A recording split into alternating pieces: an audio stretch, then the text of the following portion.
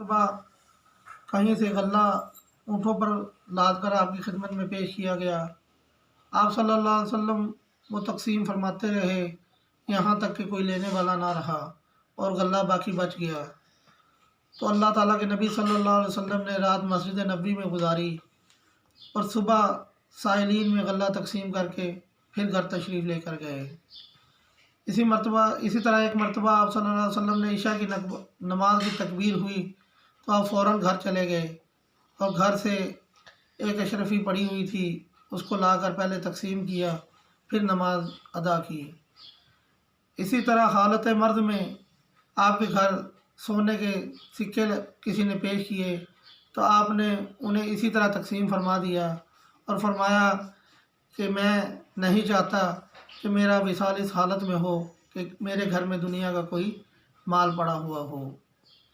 حضرت عائشہ صدیقہ رضی اللہ تعالیٰ عنہ فرماتی ہیں ایک مرتبہ گھر میں چاندی کا ایک سکہ موجود تھا، آپ کے تکیے کے نیچے موجود تھا، تو آپ اس رات بار بار اٹھ کر بیٹھ جاتے تھے۔ تو حضرت عائشہ صدیقہ رضی اللہ تعالیٰ عنہ نے عرض کیا یا رسول اللہ صلی اللہ علیہ وسلم کیا بات ہے؟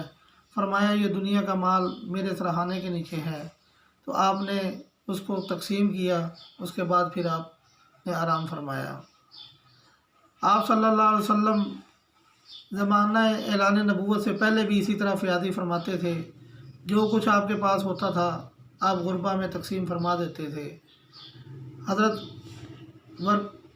صفوان بن سلیم کہتے ہیں کہ اعلان نبوت سے پہلے میں نے نبی کریم صلی اللہ علیہ وسلم سے آ کر سوال کیا تو آپ نے مجھے 100 اونٹ عنایت فرمائے۔ میں نے پھر سوال کیا، آپ نے پھر 100 اونٹ عنایت فرمائے۔ میں نے تیسری مرتبہ سوال کیا تو آپ نے 100 اونٹ مزید عطا فرمائے اور میں وہ 300 اونٹ لے کر اپنے گھر روانہ ہوا۔ حضور صلی اللہ علیہ وسلم کی خدمت میں ایک مرتبہ ایک شخص نے کچھ کھیرے پیش کیے تو اس کے جواب میں آپ نے اسے بہت سا مال و زر دے کر رخصت فرمایا۔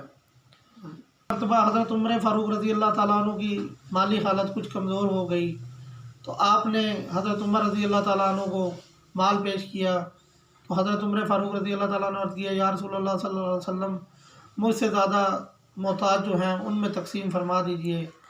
آپ صلی اللہ علیہ وسلم نے فرمایا عمر اسے رکھ لو اور خود تقسیم کر دینا، کیونکہ جو چیز مل رہی ہو اس کو انکار نہ کریں اور جو نہ ملے اس کے پیچھے نہ پھریں۔ ایک مرتبہ آپ کے پاس 90,000 درہم لائے گئے، آپ کے سامنے وہ تمام درہم ڈال دیے گئے اور آپ ان کو تقسیم فرماتے رہے یہاں تک کہ کچھ بھی باقی نہ رہا۔ ایک بدو نے آ کر آپ پر سوال کیا کہ یا رسول اللہ صلی اللہ علیہ وسلم مجھے کچھ دیجئے، تو آپ صلی اللہ علیہ وسلم نے فرمایا کہ تم کسی سے قرض لے لو اور تمہارا یہ حضرت سیدنا عمر فاروق رضی اللہ تعالیٰ عنہ نے فرمایا کہ یا رسول اللہ صلی اللہ علیہ وسلم آپ اتنی مشقت میں نہ پڑیں۔ تو نبی کریم صلی اللہ علیہ وسلم نے خاموشی اختیار کی تو ایک بدو عربی ساتھ بیٹھا ہوا تھا، اس نے فرمایا یا رسول اللہ صلی اللہ علیہ وسلم آپ تقسیم کیجئے، اللہ تعالیٰ آپ کو مایوس نہیں کرے گا۔ آپ صلی اللہ علیہ وسلم کے چہرے پر مسکراہٹ آ گئی، فرمایا اے عمر مجھے یہی حکم دیا گیا ہے۔ ایک بار ایک بدو نبی کریم صلی اللہ علیہ وسلم کی خدمت میں آیا اور اس نے آ کر آپ کی چادر کو اتنی زور سے کھینچا کہ اس کا ایک کنارہ آپ کی گردن میں پھک گیا۔ اس نے کہا اے محمد صلی اللہ علیہ وسلم مجھے دیجئے، یہ میرے پاس 2 اونٹ ہیں، ان کو بھر دیجئے، کیونکہ جو تیرے پاس مال ہے وہ نہ تیرا ہے نہ تیرے باپ کا ہے۔ صلی اللہ علیہ وسلم نے فرمایا کہ مال تو اللہ ہی کا ہے اور میں تو تقسیم کرنے والا ہوں۔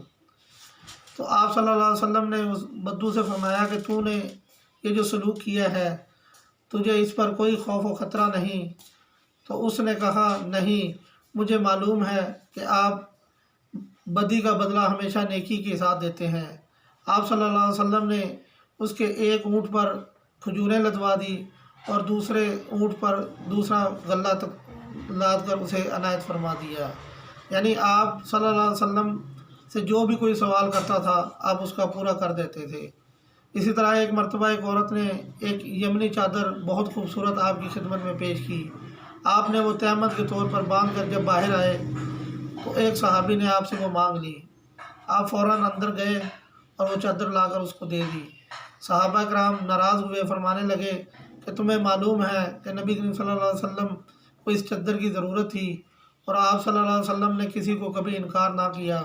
تو اس صحابی نے فرمایا میرا بھی یہی عقیدہ ہے کہ یہ چادر نبی کریم صلی اللہ علیہ وسلم کے ساتھ جسم کے ساتھ مس ہو گئی ہے، تو اس چادر کو میں نے اسی لیے مانگا ہے کہ کل جب میں مر جاؤں تو یہ چادر میرے کفن بن جائے، کیونکہ اس چادر میں نبی کریم صلی اللہ علیہ وسلم کا جسم اطہر لگ چکا ہے، تو اس چادر کی برکت سے مجھے اللہ تعالیٰ عذاب قبر سے محفوظ رکھے گا۔ آج ہمیں سوچنا چاہیے کہ ہم نبی کریم صلی اللہ علیہ وسلم کی سیرت پر عمل کر رہے ہیں۔ آج ہم جس مصیبت میں مبتلا ہیں، ہمیں تو چاہیے کہ نبی کریم صلی اللہ علیہ وسلم کے طریقہ کو اپناتے ہوئے سخاوت اور جود و سخا کے لیے کوششیں کریں، نہ کہ ہم ذخیرہ اندوز بن جائیں اور مصیبت میں مارے ہوئے لوگوں میں مہنگے داموں چیزیں فروخت کریں۔ اگر آج ہم ایسا کریں گے تو کل قیامت کے دن نبی کریم صلی اللہ علیہ وسلم کے سامنے کیا منہ دکھائیں گے؟ اللہ تعالیٰ سے دعا ہے اللہ تعالیٰ ہمیں نیکی کی توفیق عطا فرمائے اور ہمیں نبی کریم صلی اللہ علیہ وسلم کی سیرت پر عمل کرنے کی توفیق عطا فرمائے، کیونکہ نبی کریم صلی اللہ علیہ وسلم کی سیرت پر عمل کرنے ہی سے دین و دنیا میں کامیابی و کامرانی نصیب ہوگی۔ اللہ اکبر لا الہ الا اللہ واللہ اکبر وللہ الحمد۔